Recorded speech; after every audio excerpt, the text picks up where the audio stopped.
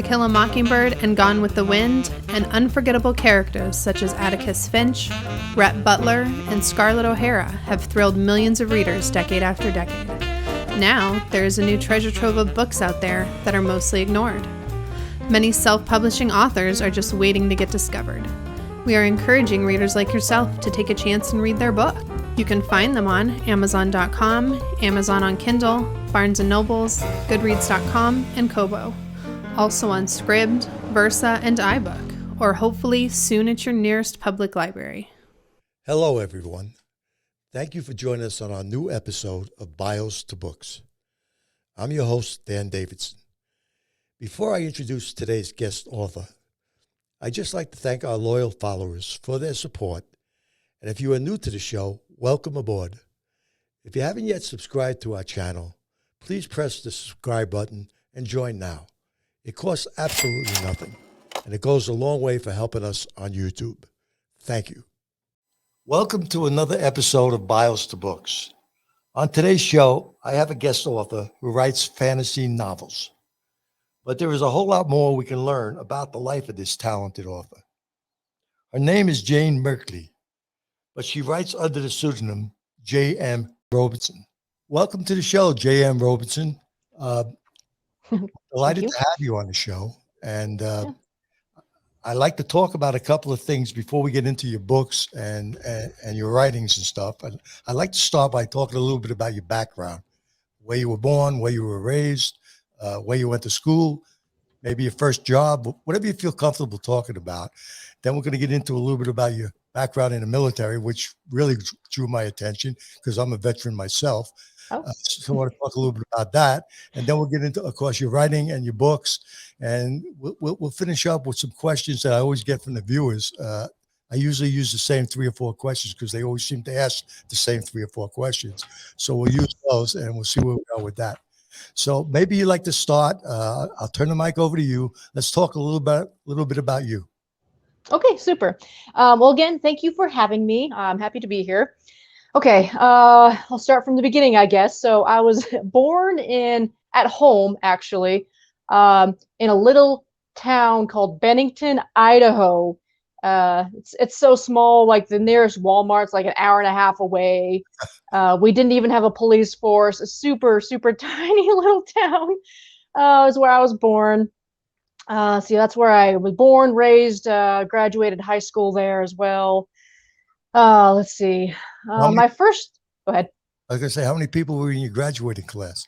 98. Oh, bigger than I thought. Okay. Yeah, I guess it is bigger. I have heard of other smaller. Okay, so my high school, it wasn't just in my town, the whole county. Okay. That was a whole county worth, because different little towns in the area went to the same high school. So cumulatively, the county graduated 98 people out of my class. That's a small one. Yes. Yes. They had to gather a whole bunch of people to make that number. Right. Yeah. Interesting. Go ahead. I didn't mean to interrupt you. Go ahead. Oh, no, you're fine. Okay. Let's see. My first official job was the cemetery there in little Bennington, Idaho.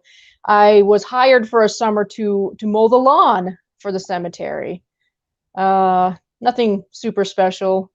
And then during high school, I got on as a full-time employee at a little fast food restaurant there called Arctic Circle. I know it's not popular probably anywhere but in Idaho, but that's where I worked for my senior year. And also my senior year, I was 17 and I enlisted to join the U.S. Army Reserves. And to date, let's see. And I did that for 14 years in the Army Reserves. And then I just recently, 3 years ago, went active duty. But I believe you wanted to specifically talk about my military, so I'll just keep that separate for the next portion whenever you ask that. Yeah, that's fine. Yeah, I have a couple of questions about that anyway. But yeah, so continue where you are. Okay. I've been, let's see, I've traveled a lot. The military has definitely sent me a whole bunch of different places. When I was in the Army Reserves, I initially enlisted as military police. And And because it was the reserves, it's part-time Army. I still had to have a civilian job, and I was a deputy sheriff on the civilian side. So I worked in the county jail in Pocatello, Idaho, and then because I moved around a lot, I then moved to Elko, Nevada, where I was resumed being a deputy sheriff for Elko County. And then I moved again to Logan, Utah, and I worked as a deputy sheriff there for Cache County. And then back to my military. Let's see, in the reserves, being military police, I did deploy to Afghanistan in 2011. And I guess I was lucky. I stayed on the base because my specific job was law and order operations, where I was on a little FOB called Sharana. And so my job was literally just to conduct law enforcement operations, where we handled any drug offenses. We did traffic, of course. Anyone was speeding, any other little crimes like that, we took care of that on base. So I didn't go ahead. Standard police work, actually, right? What'd you say? Standard police work. Yeah, standard police work there. Yeah, I agree with you. Go ahead. I'm sorry. You're fine. When I get a thought, I interrupt. I apologize. No, that's great. Yeah, I like to hear your thoughts. Let's see, and then after that, 5 years went by, and then I deployed to Romania. And no, we're not at war with Romania. This is kind of complicated. I'll try to do it in simple terms. So at the time when I went to Afghanistan, if you were deploying to Afghanistan, you first went to Kyrgyzstan, which is like 150 miles from China. It's the farthest east in the world I've ever been. But I went to Kyrgyzstan for a few days to go through customs, and then I flew into Afghanistan. Well, a couple years went by, and Kyrgyzstan actually went pro-Russia, and so they kicked all U.S. military out. But we still needed another base to go to process through customs. And Romania said, hey, we'll take you. And so now if you were going into Afghanistan, you were first routed through Romania. And there's a little Romanian base there called Mihail Kogolnasianu. And so I was there for 9 months as military police conducting law and order operations. And it was really neat because we worked, it was a Romanian base, so the Romanians owned it. It's just the military was invited to work there. And so we worked hand in hand with the Romanian military. And so when we would do our patrols on the base, conducting our law enforcement operations, then we actually had a Romanian soldier in the vehicle with us, because if we pulled over a car, if it was a Romanian citizen, the Romanian soldier with us would take care of them.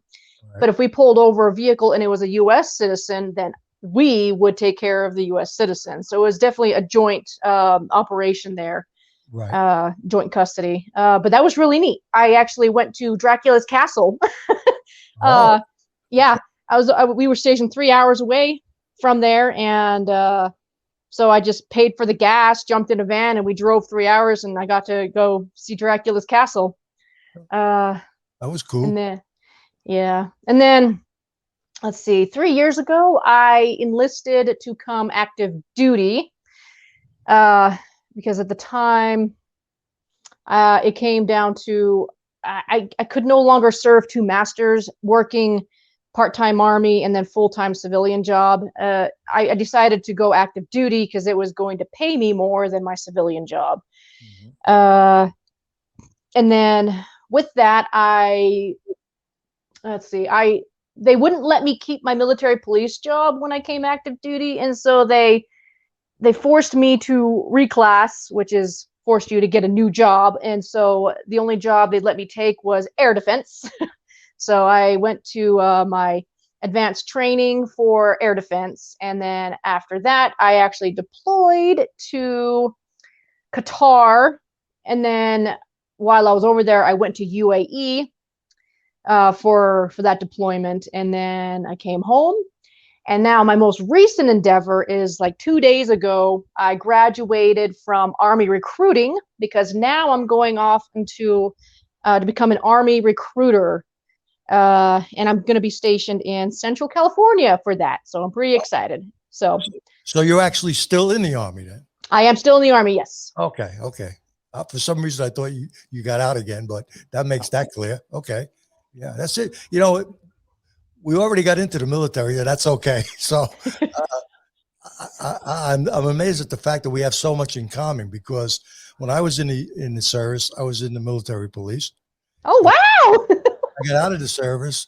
I went into the New York City Police Department. So we have a lot in common when it comes to that kind of trail.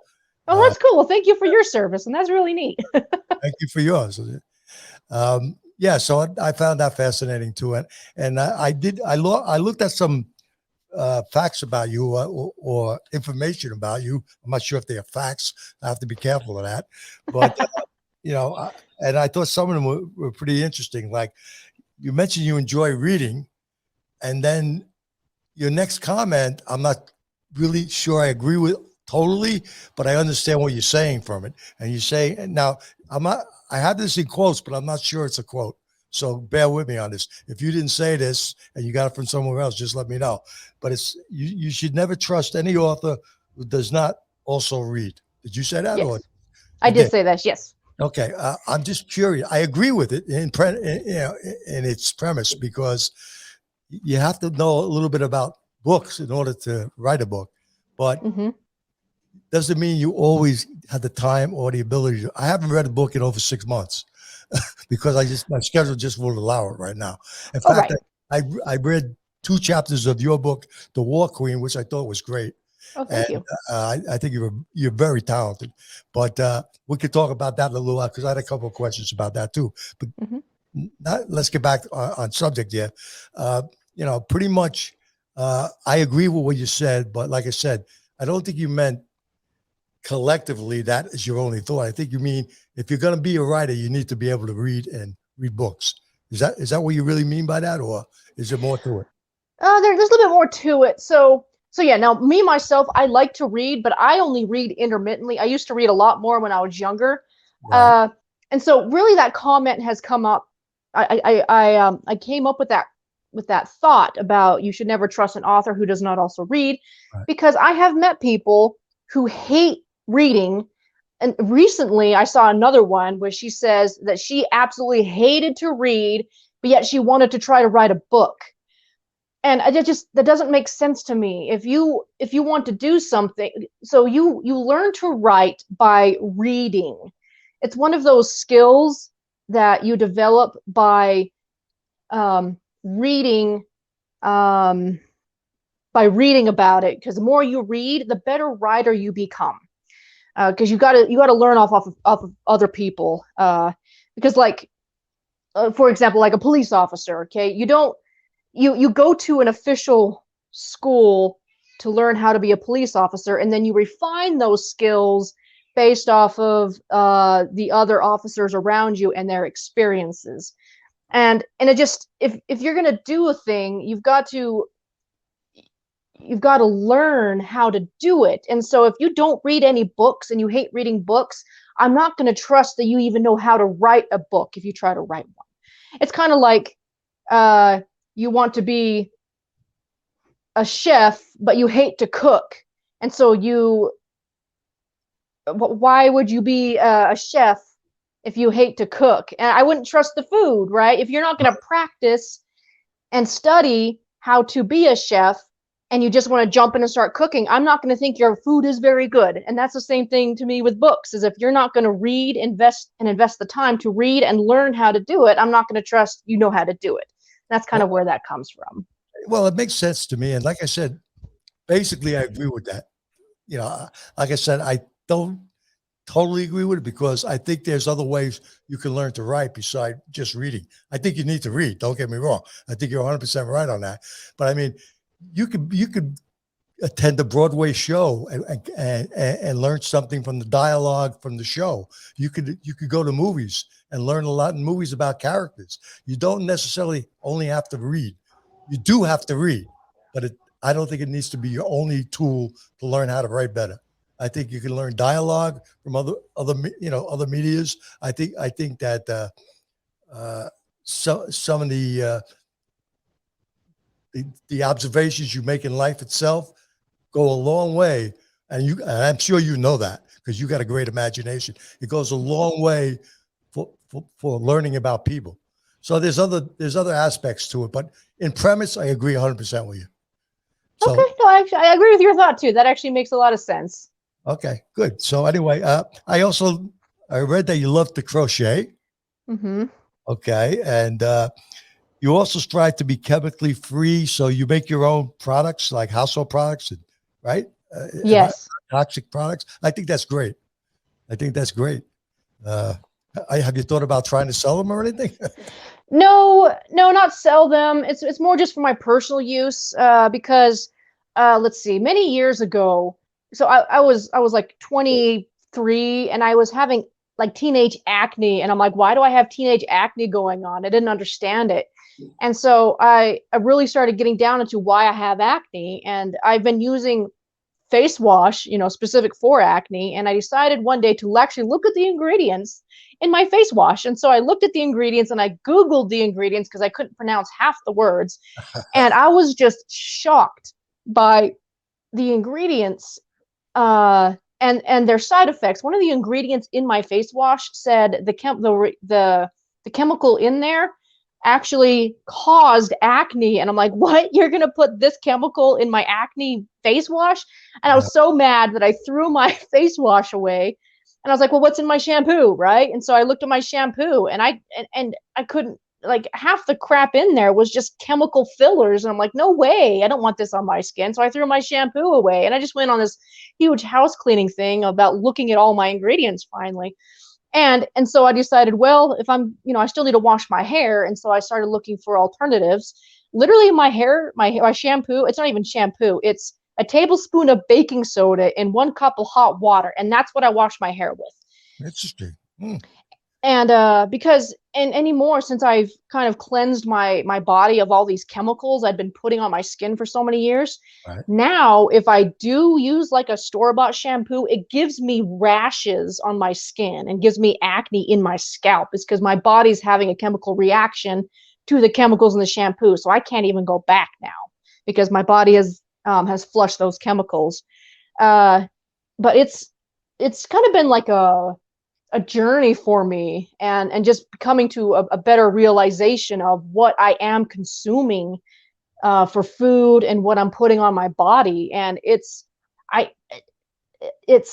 I'm just shocked by how, I guess, dirty everything is and how unsafe some of the chemicals that are put inside products are like banned in other countries, and yet here in America that they're considered like safe, and they're just not. And I know. So much for the FDA. Yeah, exactly, exactly. And I know my efforts have been worth it, because trying to be as natural as possible. I'm really into being natural and just natural, right? How God made me to be, right? Right. And I know it's paying off, because just the other day, I was in an elevator with a man, and he looked at me because I was wearing my military uniform, and we kind of started on a dialogue. And he looked at me and he says, "Well, he said, how old are you?" Because he saw my rank. So I'm a staff sergeant, and that's an E6. And so he was kind of looking at my rank and looking at my face, because you have to be a certain age to be at my rank. And in his mind, I believe I didn't look that age, right? And so he asked me, well, how old are you? And I said, I'm 35. He says, no way. He says, you look like you're 28. And I'm like, I don't know. Why not? Yeah, but it's because I do believe it's because of my healthy living, and just being as natural as possible, and not allowing all these chemicals into my body, whether internally or externally. Right. Anyway, so that's a long explanation to why I'm chemical free. But yeah, it's definitely served me well, and I recommend it for everybody. Oh, that's good to know. I might try that for my shampoo for the future. We'll see what happens. Now you also like mountain biking. Mm-hmm. and camping, which is nice. It says you like generally playing in the dirt, so I'm Yes. you're an outdoorsman. Okay. Yes. Yeah, you like to run barefoot, which I find that interesting, especially in rocky areas and stuff. But I'm sure you select where you're running when you run barefoot, right? Yeah, I certainly do. And that's so this journey of me starting out being chemical free, right, and being as natural as possible. I've recently on my website, on my blog, I've started a series called "We Were Not Born Broken," because the reason why I'm running barefoot now is because years ago, uh, when I was still in the civilian workforce, I was at my civilian job, and I woke up one morning and my feet hurt. They just hurt, and I didn't know why. And I couldn't even stand for more than 2 minutes before my feet hurt, and I just had to sit down. I hated walking, I hated standing. My feet just hurt, and I was trying to, ask other people, and they're like, "Oh, it's just your age, right?" I was 20. How old was I at the time? Like 28. Okay. And they're like, "Oh, it's just your age. You're getting that old." And I'm like, "No, I'm pretty young still. Why am I just in pain?" And I figured maybe it was my shoes, and so I bought new shoes. But those shoes, my feet still hurt, and so I bought some insoles, put them in my shoes, but my feet still hurt. And so I went to a foot doctor, and and he didn't tell me why my feet hurt. He just gave me pain medication. That's not what I wanted, because I'm not one to take medication. And so I was just frustrated, like, okay, I guess it's just part of my life now. Well, one day, shortly after that, I was watching YouTube, and before the YouTube video came on that I was going to watch, a commercial came on advertising a barefoot shoe. And very briefly, this manufacturer talking about his shoes, he said the reason why he said shoes are actually not healthy for you because they have an elevated heel and a narrow toe, and so your posture, you actually walk a little canted all the time because of that elevated heel. And he says the cushion in the shoe disconnects your brain from the ground, and so your feet can't provide any feedback to the brain about the surface you're walking on.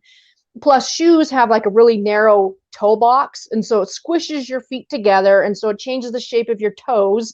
And then the arch support in the shoe itself will change the structure in your foot. And he talked about all the damages that normal shoes do, and I freaked out, and I was like, maybe this is why I have feet pain. And so I bought a pair of these barefoot shoes. And these barefoot shoes, there's a very, very thin slice of sole in there, but they're so flexible I can roll them into a burrito. There's no arch support, there's no cushion. It's literally just a thin piece of rubber to keep me from stepping on sharp and pokey things. Right. And ever since then, my feet pain stopped. I can run barefoot. I walk around all the time barefoot or in my barefoot shoes, and my feet don't hurt anymore. And I 100% know it's because of the shoes that I was wearing, because it's not natural. Again, back to I'm trying to be natural. It's not natural for us to put our feet inside of a box for 20, 30, 50, 60 years. It's not natural. And so your body, and I was having like back problems and hip problems. And since I went barefoot, then my hip problems and my back problems have gone away. It's all connected. Wow. Yeah. So another long explanation as to my barefoot running and why I do that. That's okay. It's a good explanation. But what do you do when you're working in the military? So I do have to wear boots in the military. So yeah, I do have to be in uniform. However, for in the mornings when we have our physical training, we can wear whatever running shoes we want. And so I have chosen to run in my barefoot style running shoes, right. Making sure they're within regulation, which they are. And so in the mornings for the military, I'm able to wear my barefoot running shoes. And then when I put on my actual work uniform, then I do have to wear the boots. But when I get home, I take the boots off and I go back into my barefoot shoes. So it still is more beneficial for me. Sure. So most of the time you're pain free then? Yes, all 100% of the time. Yes. That's good. That's great. Now, I also noticed that if I get this right, someday you hope to become a hermit. Yes. Now, what is that about? I mean, it works fine for being a writer. It works fine for you for that. But I'm just curious, where did that come from? So I believe I was born in the wrong time period. I always feel like I should have been born back in like the Middle Ages, which is Oh, where a lot of my writing is based off of, is kind of that time period. yes, yeah. Because I don't keep up with society like everybody else seems to. I don't like cell phones. I barely use mine. I don't like social media. I have a presence there to promote my books as an author, but I don't get on there and I don't scroll timelines at all. I don't have TikTok. I know that's super popular right now. I don't have it because I don't like just scrolling through social media. I would much prefer to be outside. But like current day fashions, don't follow that either. And I love to be outside. Like, yes, I do love to play in the dirt. I like to mountain bike. I like to camp. And all back down to, I like to be as natural as possible and everything. That's why I'm barefoot running, and all of that. And so I would just instinctively, I think it'd just be really neat to test my own mettle and live out in the mountains, building my own house, like lean to, hunting and gathering, exactly what my ancestors did do before we built up our current day society. And it just appeals to me. Wow, that is super interesting. That's something I would never think about doing because I probably survive about 24 hours. But Oh, uh, that's really good. That's interesting. And like I said, as a writer, it will certainly give you the time and the space to write. I mean, if you're by yourself, nobody to bother you, that would work out well. yeah. That's now you were mentioning you were talking about, you feel like you belong back in the Middle Ages, and kind of a lot of your fantasy books are sort of like built in that time period or around that era. And I was curious. The two questions I have when I was reading your book is, how did you come up with the names for these characters, and how did you come up with the names for these places? Because they just seem to fit perfectly for the story. I was amazed at it. I mean, I was actually, when I read them, I mean, I struggled with pronouncing some of them, and I figured it out, but I was comfortable with them, and it made sense to me, the characters, and the places. And of course, it's all fiction, but really, really, it was well done. I was just Well, curious thank you. how you came about all that. What comes down to reading, right? So, if I'm going to write fantasy, I believe I need to read books on fantasy and see how other authors do it and what is acceptable. And so taking that idea, um, I I then make it my own. And uh, so yeah, if I'm going to write a fantasy, it's a whole made up world. Nothing in that world is Most of the things in that world is not the same as our current day. So I'm not gonna have names like John and Elizabeth and Rebecca, like current day modern names. Those don't exist, at least for me and my standards. Those names don't exist in my fantasies because it's a whole new world not connected to ours. And so I've got to make sure it's a brand new name that you don't find anywhere else.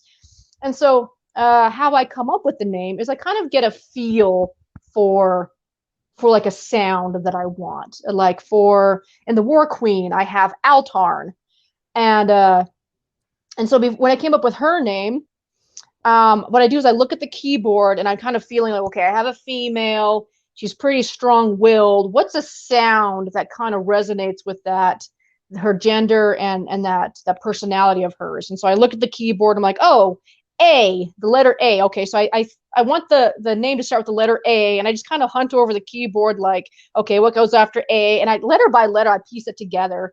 And for hers, and then I just write down whatever names come to me, and then after I make my list of possible names that I like, I just go through that, pick the one I want, and I go with it. Uh, and so her name worked from the beginning. Other names I actually ended up changing when I went through edits, because sometimes you have to try out a name and a character before, because it really does. It's kind of like this weird magical thing that happens. The name literally will resonate with their personality or it won't. And the only way to know that is to write it out and to see if they make sense.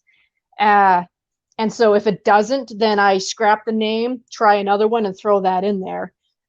In fact, the book I'm working on now, it's still in draft, but I've changed this character's name twice because there was something about the first name that I gave him. It wasn't connecting with his personality at all. And oh, and here's another thing. So sometimes I make up a name and then I Google the name and find out it's already being used somewhere else for something.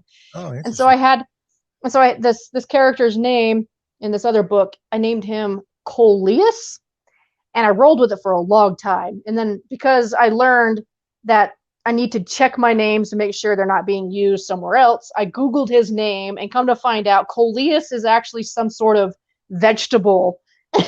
It's spelt a little different, pronounced the same. Like, no, I don't want his name to be connected to a vegetable. So I changed his name. But I actually like this one better because it seems to fit his personality more. And that would apply for the places and the locations, the names of those two. You did the same thing for that? Yes. That applies the same thing to the names and locations as well. Because even so, characters have personalities, but so do places. Mm-hmm. And you kind of just it's just a feel that you just have to. I feel like it's instinctive. I think some authors have it and some don't, and it's fine if you don't have it, because I've read books and I read the name either of the place or the character, and it feels like it's hitting against itself. Like it doesn't feel like it matches. And then I've read other books where the name and the name of the place just flow with the story and it feels natural. So it's really just more of an instinctive feeling that you've got. But yeah, 100%. Places do have their own personality as well, depending on the government and the economics, right, and just general world building. So yeah, it's the same thing. When I come up with those names, I just look at the keyboard, decide on a sound that I want, and just kind of throw letters together. It's amazing because, I mean, like, I don't read a lot of fantasy. In fact, this is only the second book I'm reading on fantasy. I had another guest author that wrote fantasy also, and I read one of her books. And by the way, when I finish your book, I'll be happy to do a review on Amazon. Oh, thank you. I would love that. But yeah, so I read her book, and I'm reading your book, and I'm just amazed how you make it so real, even though it's fantasy. It's just, yeah. By the time I'm in chapter 2, I'm already buying into the whole thing. It's like, and like I say, I don't read a lot of fantasy, so that's a pretty good thing. When I can buy into something, yeah, I write historical fiction and paranormal. So that's where my niche is. Really, it's really historical fiction. I dabble in paranormal a little bit, but mostly historical fiction. So when I go out of those two genres, it's like it's a challenge for me most of the time. I didn't find that with your book. I thought it was great. Yeah. So anyway, let's get back to your books. Why don't we do this? Because I think you said you had at least 8 books out already. Is that right? 8? 4. Officially, I have 4 published. Oh, okay, 4 published. That's like I have 4 published. Same thing. Okay, so all right, so let's talk about those 4. Maybe you want to do it in order of the way as you wrote them, and give us a little, feedback. What do you want to do? A synopsis, or just talk about a little bit? Talk about, how you come about the idea and any challenges you had with each book, because it helps a lot of the audience, especially the other young writers that watch, but even the readers. It helps them to understand where you're coming from. So. So let's talk about each one. Take one at a time, and we'll talk about each one of them. So, super. Okay. So my writing journey. The book, my first book. Okay, so The War Queen is my official debut, but that's not the first book I wrote. So I do things backwards. So I'm going to talk about the books that aren't published right now because they directly feed into the books that are published. So fine, whatever you want to do. So my unpublished novels, I have a 5-book series called The Lost Gods. The first book of that actually is on my website right now. I've serialized it just for free reading. But all the books in that series are written. They're just in various stages of editing. And when I was young, and I say, so I started writing. The Lost Gods was the first book I ever wrote. I was 15. Wow, that's And great. yeah, so I was 15 when I wrote it, and I'm now 35. I've literally been working on this series for 20 years. Okay, all right. And they'll be published someday. But anyway, I wrote this series and I was so excited about it, but because I was young and I didn't know anything about how to publish a book, because I learned a, by trial and error. So I wrote the Lost Gods, and I was seeking publishers, and so I was querying them my first book, and I was being rejected after rejected, which I don't bother me. It doesn't bother me to get rejected because I know what someday I'm going to get a yes, right? And so I just kept, driving and driving. I just kept getting rejected and rejected. Finally, and I was getting frustrated. Like, I don't know why now I'm getting rejected. If you just tell me why, I can fix it. But they're always form rejections. So you never really know. Oh, And and I was talking to my other writer friends that I have, but they were also young at the time, and they really didn't know either. They're like, "Well, yeah, it sounds like a good book," but they're pretty biased. So I really was kind of lost. And finally, one agent I queried, she responded and said that the reason why she herself wasn't going to take my book was because my word count on that book was 250,000 words. yeah, that's a and good reason. and because I was a young writer, I knew nothing about word count and what was the appropriate amount. I just threw the story down there and tried to publish it. And once she said that, that opened my mind like, wow, what else don't I know? And so did heavy editing through the book, and I learned more, right? This is all trial and error. Anyway, so I tried publishing, querying them again after I made these edits, and I was still getting rejected. And I'm doing research because I really want to understand how to increase my chances. And I kept seeing people say that it's really hard for a novice writer like myself to publish a series, which is what I'd written. And so I decided to, okay, if I want to get published, I need to, if I'm a newbie, nobody trusts me right now to be as a writer, and so I need to write a standalone novel. And that is why I wrote The War Queen. uh I don't remember where the idea came from for it. Well, actually, I kind of do. So, I lived in Pocatello, Idaho for a stint, and above Pocatello, there's the campus there. There's hills, and on these hills, that you've got like three Grecian pillars.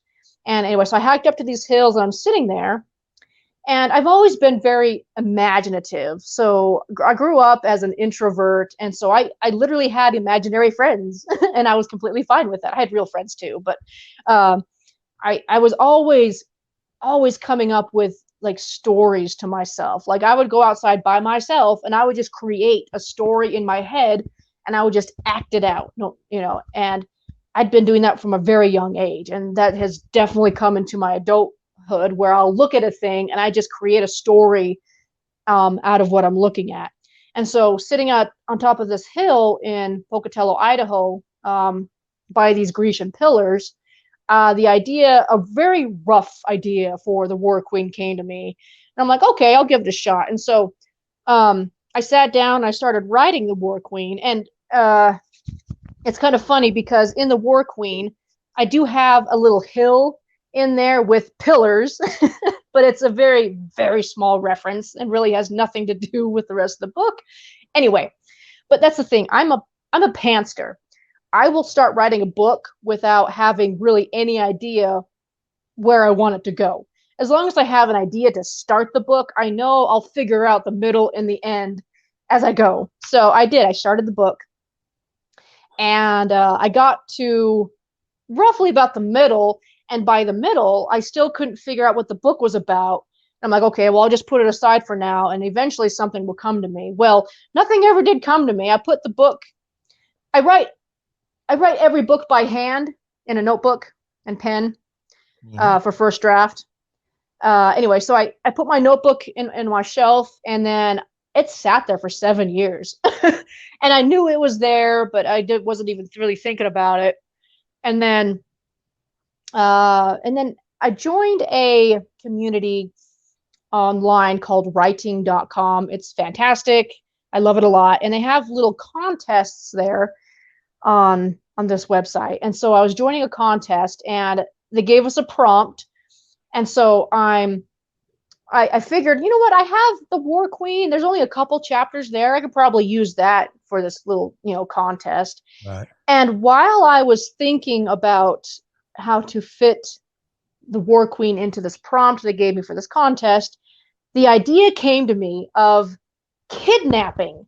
And as soon as I thought of that idea to have a kidnap happen in the War Queen, idea after idea just started slamming into me so fast. It was crazy. Like I'm sitting there and just I could hear characters talking to me. I knew exact dialogue I wanted to be said. I knew exact scenes and I knew scene sequence and everything. Like it literally the entire book arrived to me in one go.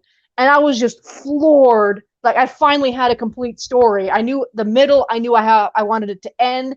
And so then screw the contest I was going to try to do. I sat down, pulled the War Queen back out, and I wrote the rest of it. Wow. And and so that's a long journey for how the War Queen came to be. And so once I had finished it, I went back into the query trenches to seek an agent or a publisher for it. And it took 46 rejections over 2 years. But finally, the 47th letter I got was an acceptance from my publisher called, it's pronounced Tirgar Publishing. She is a small press, but she has a team of professional editors, and she's got a very professional cover designer. She does amazing covers. And anyway, so I contracted with her, and so that's how my debut novel, The War Queen, came to be. And yes, there is a kidnap in there, by the way. Okay. Yeah. And anyway, so that and because I was now an in-house author with Tirgar, that kind of gave me a little opening to publish other books.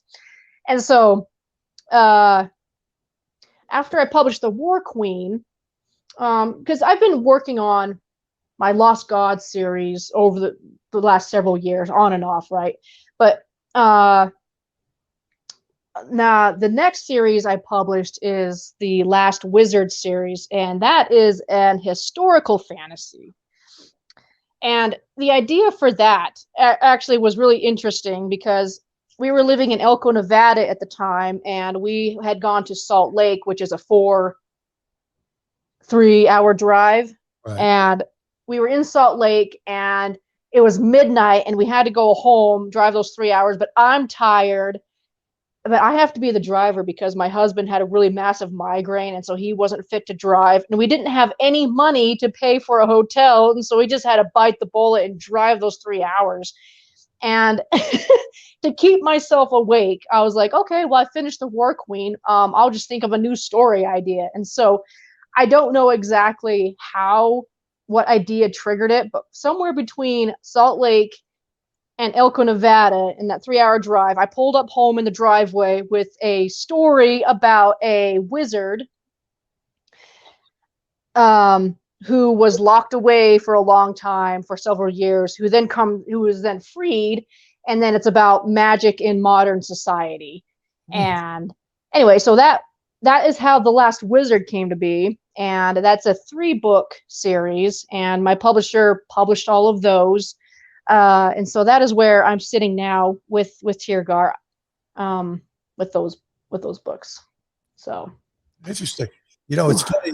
It's funny. You mentioned your style of writing. You call yourself a panther, and the way you write. And it's amazing. That's exactly the way I write. Yeah. And I'm not making that up just to make it sound good. It's true. That's exactly the way I write. I get an idea, I put it down, and I write the story from there. I find the middle and I find the end.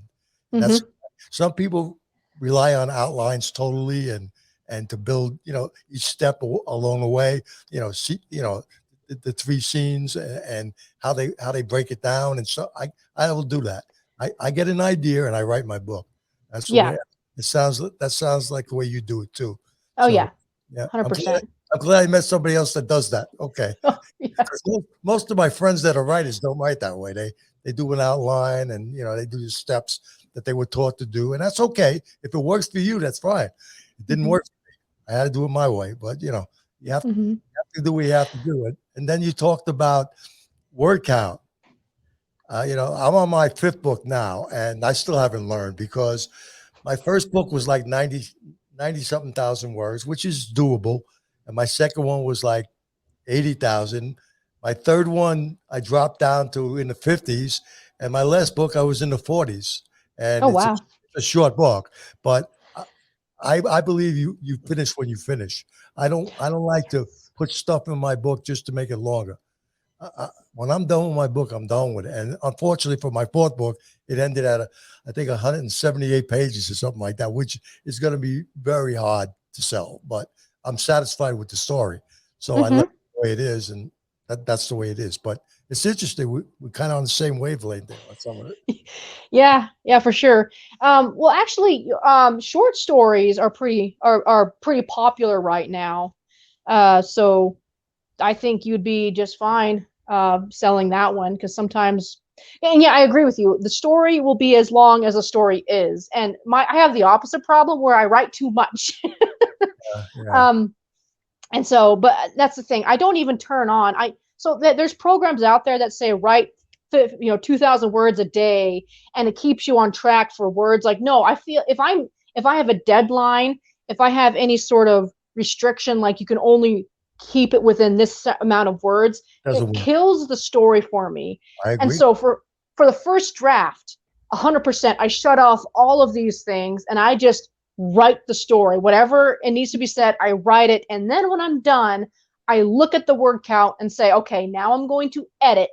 And Right. then I go through and I take out, well, I try to take out things and I end up adding more. Yeah, that happens sometimes. Yeah. Yep. And in fact, the last wizard, the last wizard was the first book. The first book actually was 130,000 words, too much for a novel. For if I was a famous author, right, I could get away with it, but I'm not. So I got to play by the rules for right now. Right. But so what I did is if my book ends up being that too big, I just find the middle and I cut it in half and make it two books. There you go.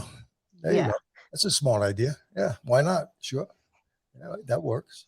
Like you say, and it seems to me you're on your way to getting that name, and I think you'll get there someday. And then you can write your 180,000 word book, whatever you want to do. You get away with it then. I Yeah, now get away with it. gotta have a different mindset because I'm 80 years old. So I don't care about being famous. I don't care about getting rich. I just like to tell stories. So I write the way I want to write. It's a great freedom, but you have to Oh be yes. yeah, you have to be 80 years old to think like that. You can't Yeah. think like that. A person your age has got more good ideas and intentions to go with, and that's where you should go with it. I'm just telling you, Yes. I feel about. I'm not saying you're wrong. You're right. If I was your age, I feel the same way. But to me, none of that matters anymore. I write stories. If you don't like them, you don't read them. If you like them, great. Exactly. Yeah, that's just the way I am at this age. So, but Well, I think you're on the right track. That's for sure. thank you.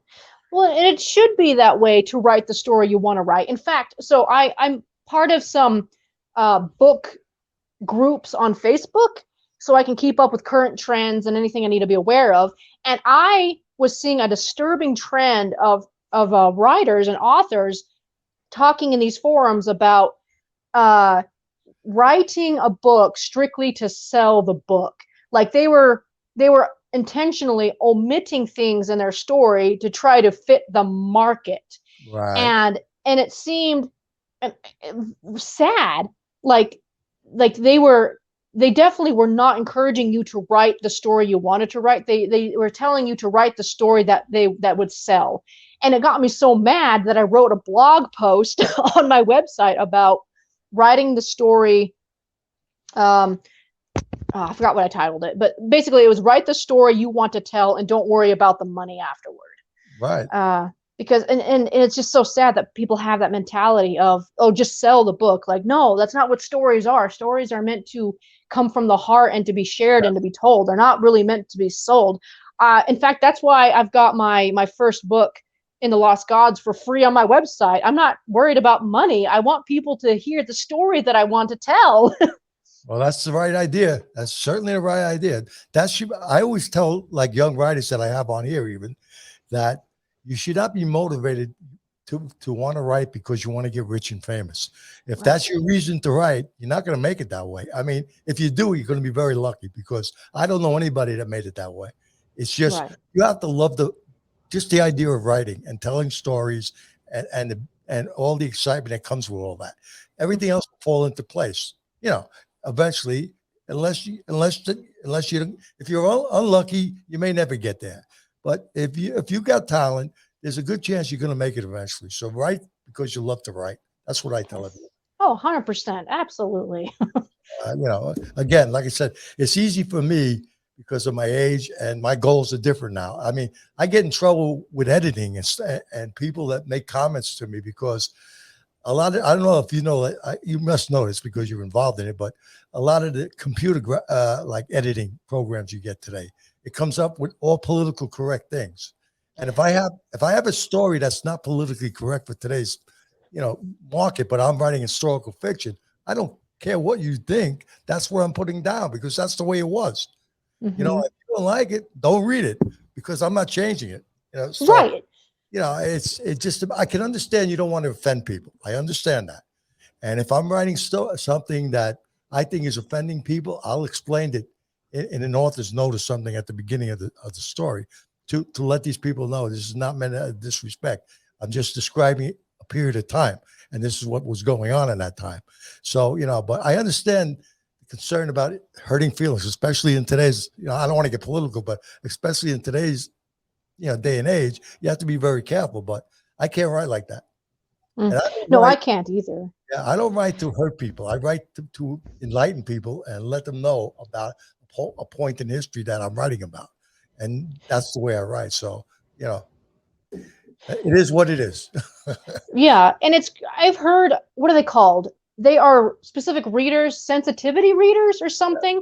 Yeah. Where you give your book to these sensitivity readers and they will tell you whether something in there will offend somebody. Exactly. And it's just, no, that is so restricting. Absolutely.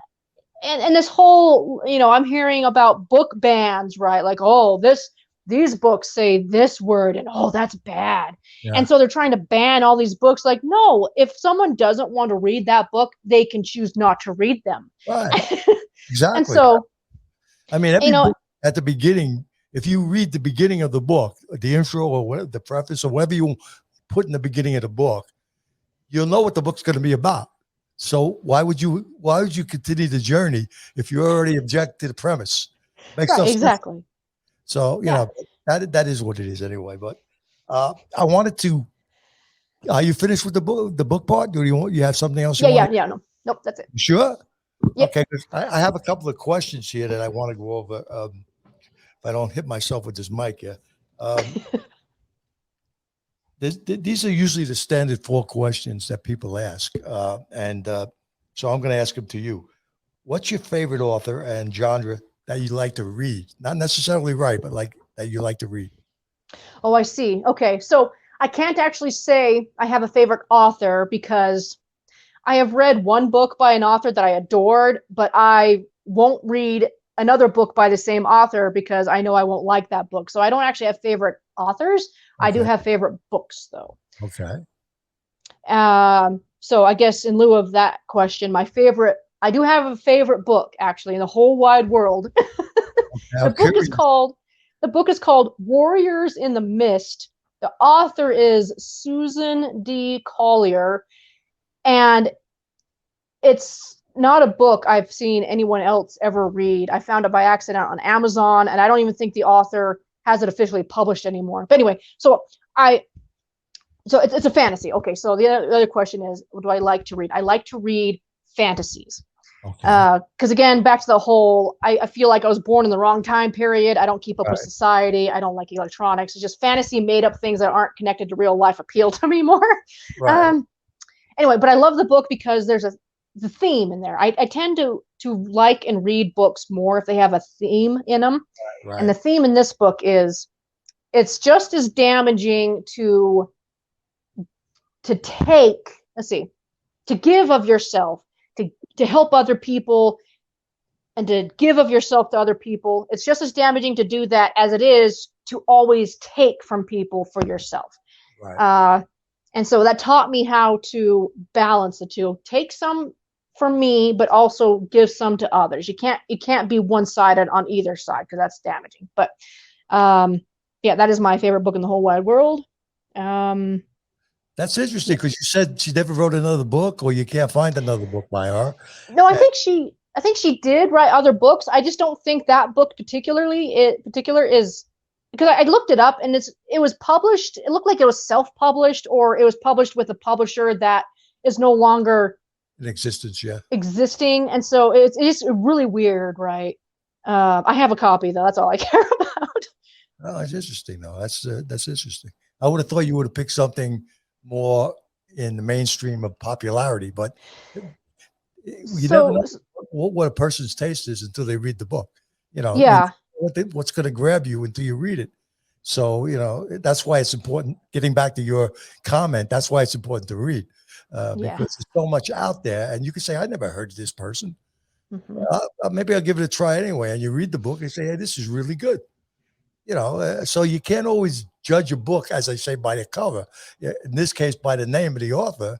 If it's a subject, a genre that you're interested in, why not take a shot at it?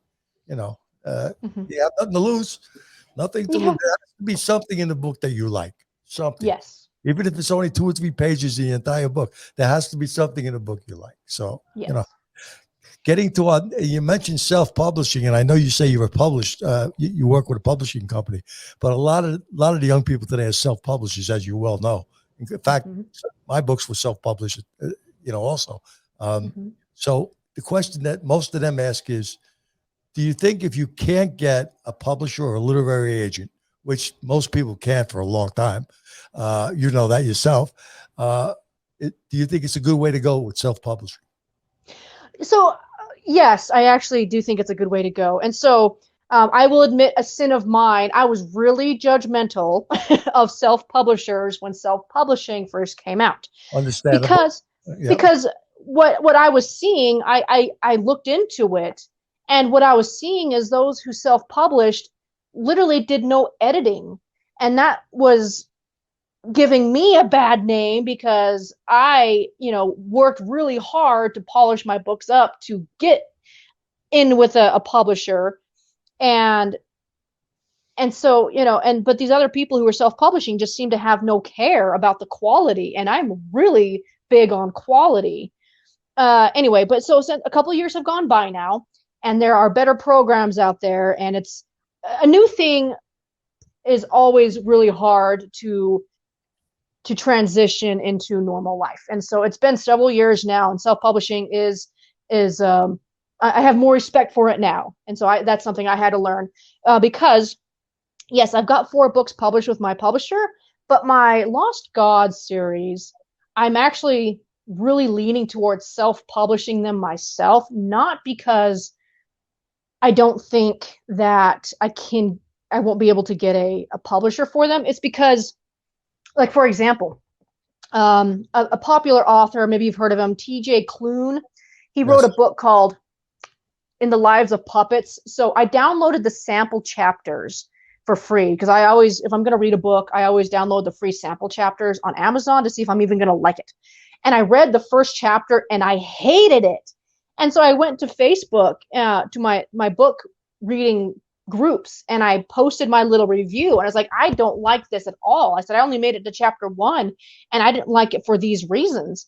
And then I was reading the comments of everybody, and somebody said that at the end of the book, the author had a note that said that this book he wrote was not the book he wrote. It's the book the editors made him write.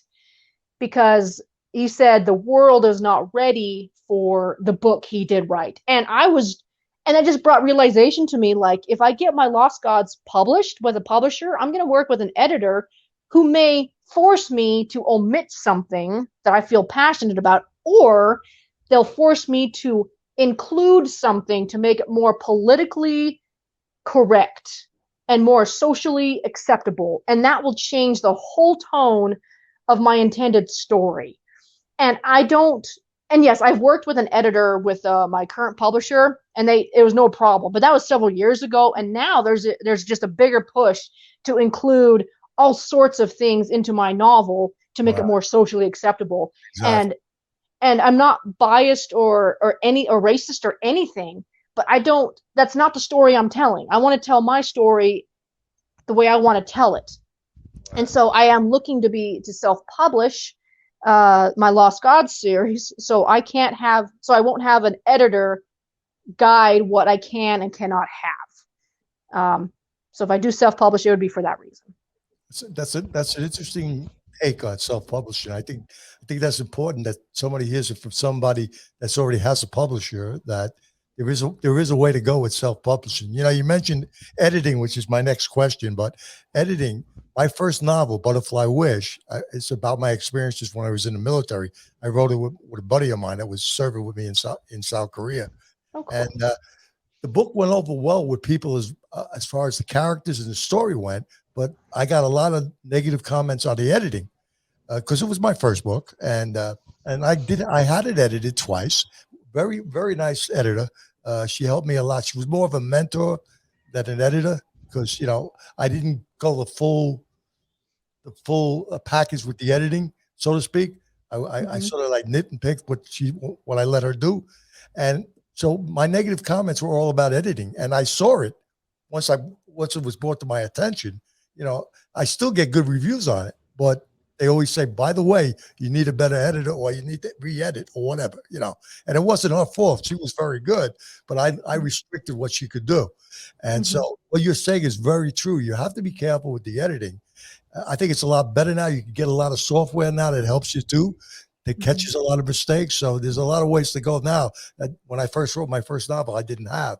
So, I think what you're saying is very true. But let's get to the second question, which would be editing. Do you think that everybody has to pay self-publishers? I'm talking about people with limited funds now. We're talking about. You think that they should have to pay editors these fantastic fees, which some of them do ask for, or do you think some of the software that's used today for editing is worth looking into? Oh, no, I 100% say you do not have to pay for an expensive editor. When I publish my Lost Gods, I'm not going to hire an editor. So I've just gotten really good at editing myself. And here's how I edit. Every single book I write it by hand first. So when I finish that first draft, I type it on the computer for draft number 2, and that forces me to write the story word for word twice. And I've heard from editors that is the number one best way to edit, is to write it twice. So that forces me to do it. And yes, there are fantastic programs out there to help you edit, and I have used them and I love them. So as long as and some of those programs you do have to pay for, but they're far cheaper than paying for an editor. Absolutely. And so I invest in these software programs to help me edit, and then that's why I'm part of writing forums, and I ask other writers to beta read for me, so they can check for content, right, where these software programs check for grammar, spelling, sentence structure, right? Right. And so between my beta readers, I get a couple of them, and these software programs, and then my own practice, because I've been writing for a while, I read, and this is why it's important, again, to read, so you can also learn how they structure their sentences, and you learn new words by reading.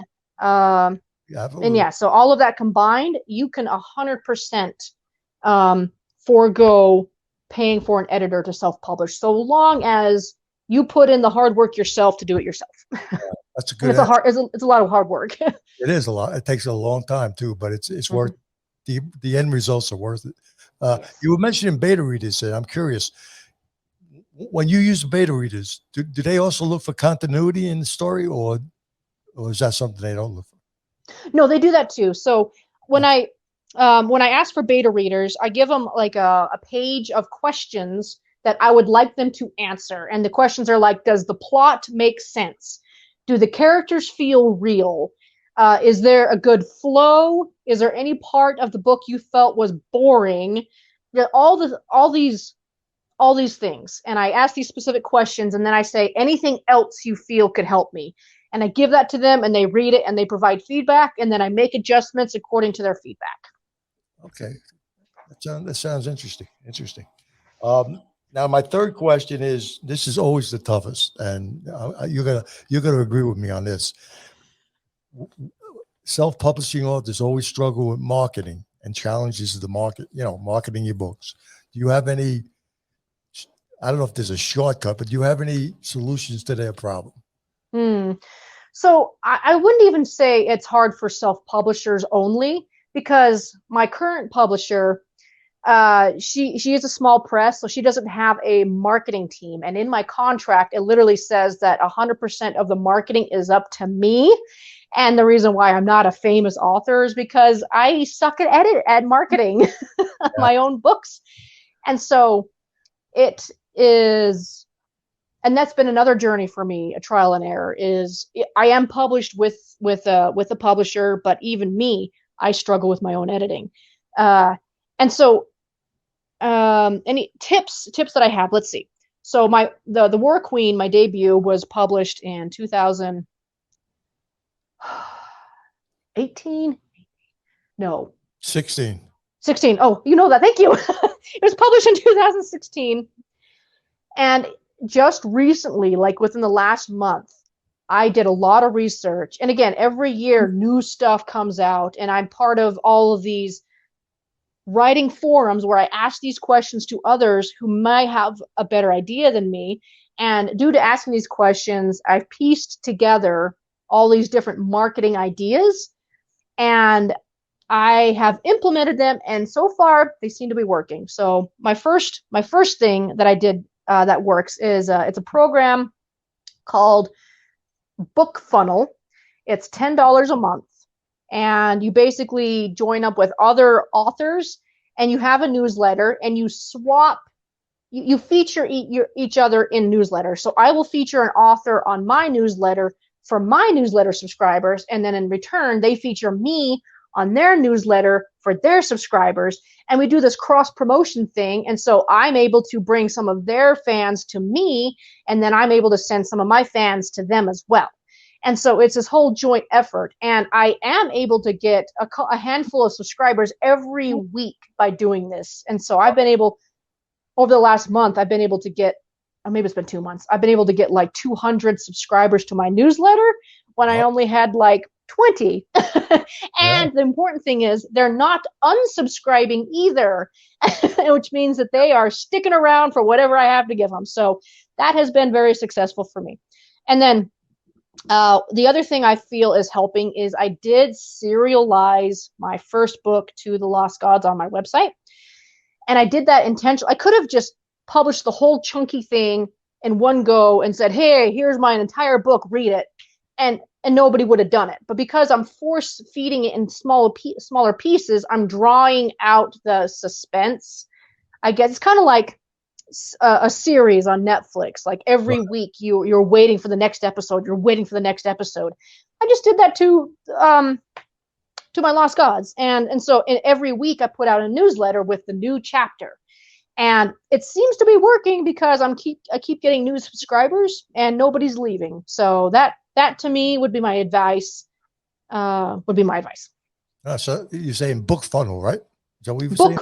Yeah, Book Funnel is the program for the cross promoting to get newsletter subscribers. All right. So that's something that might help people when they're looking at that. I know the biggest problem I find with marketing is if you want to get a lot of exposure to a lot of readers, anybody that's willing to offer that service to you wants a lot of money.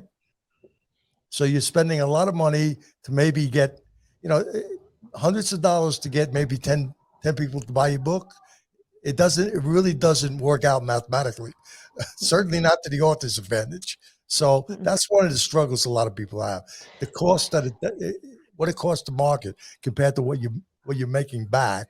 Sometimes it makes no sense, So, but like I said, I'm not in the same boat because I don't worry about it.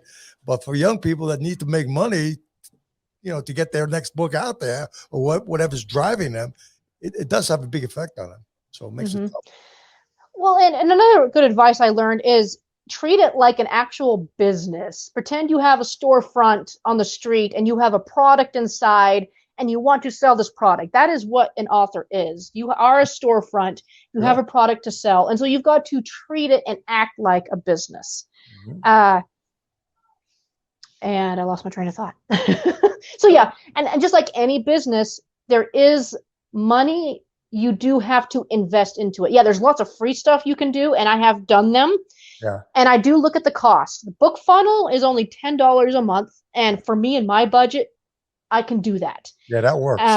Yeah, that works for me. But yeah, young authors have to understand that you have to kind of spend money to get money. It's like if you literally owned a storefront business, you literally have to get a loan and then you have to pay back that loan. Right. Being an author, you have to put a little money forward to get a little money in return. Right. And it will take time. So you just got to find what works for you.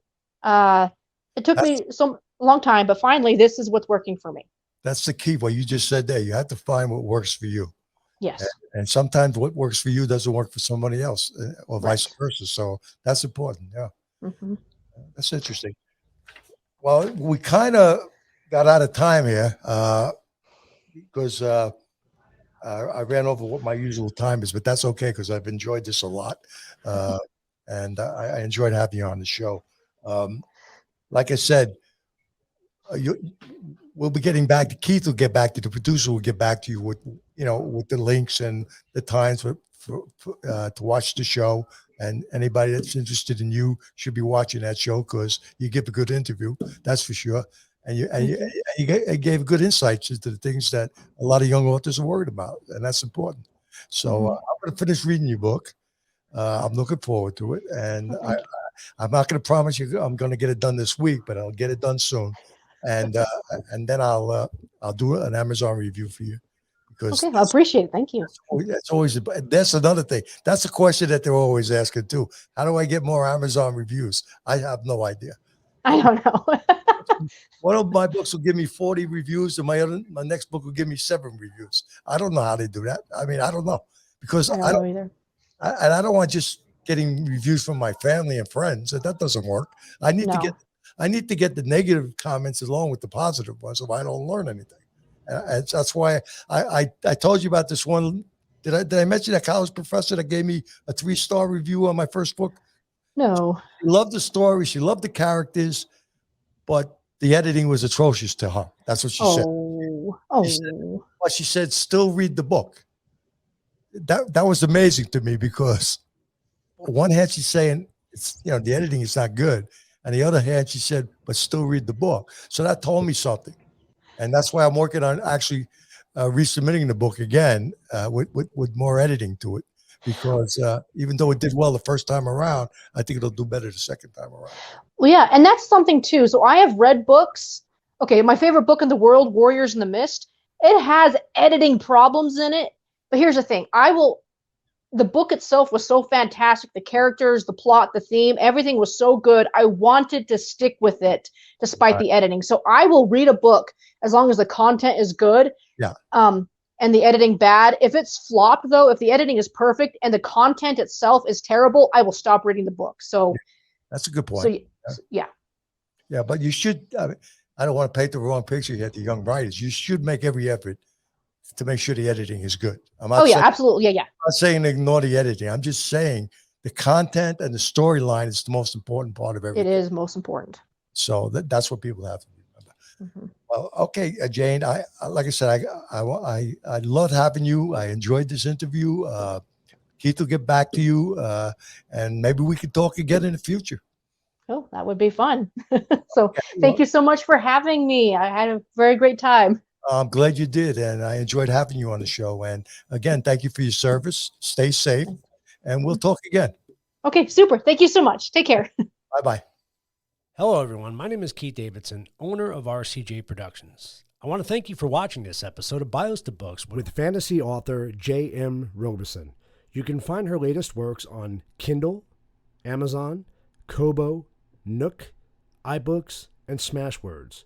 Or you can visit her website at jmrobison.com. If you're in the market for new books to read, check out some of these great authors and their works, many who have appeared on Bios to Books. Be sure to also check out books from Dan Davidson and Rich Marcano, Butterfly Wish, Twice Upon a Time, Soul of Juby Walker, and their latest release, So Gently Goes the Hummingbird. If YouTube and podcast are your thing, please check out some more RCJ productions such as Coffee Table Chronicles, Highway to Your Health, and many more. If you're interested in starting your own podcast or YouTube channel, please contact RCJ Productions for all your audio and video needs. Thank you for watching Bios to Books.